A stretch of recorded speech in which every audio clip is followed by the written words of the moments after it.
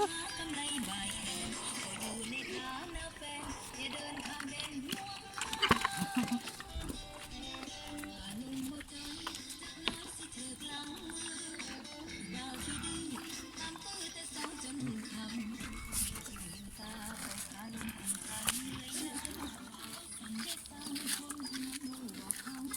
เก็บเมหมู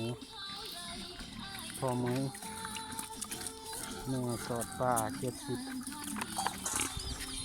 ตัวนี้แม่เมยพอมือหาวัดจะมีประมาณเดือนหาประมาณกลางเดือนหาเดือนจับจองได้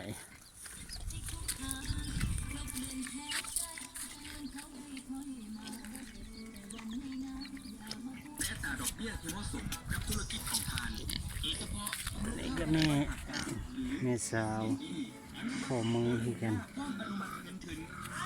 แล้วมันถ้าเดือนกลางเดือน6หรือกลางเดือนหา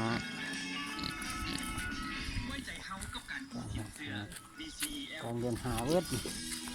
กลางเดือนหาเลยเอิดนี่มือสวัสดีลูกค้าทุกท่านวันนี้ทานสามารถจ่ายบิลค่าไฟฟ้าทางนั่งกระเป๋าเรื่องบิลค่าโทรศัพท์ก็ใช้เวลา8 โมงเช้าพอมือ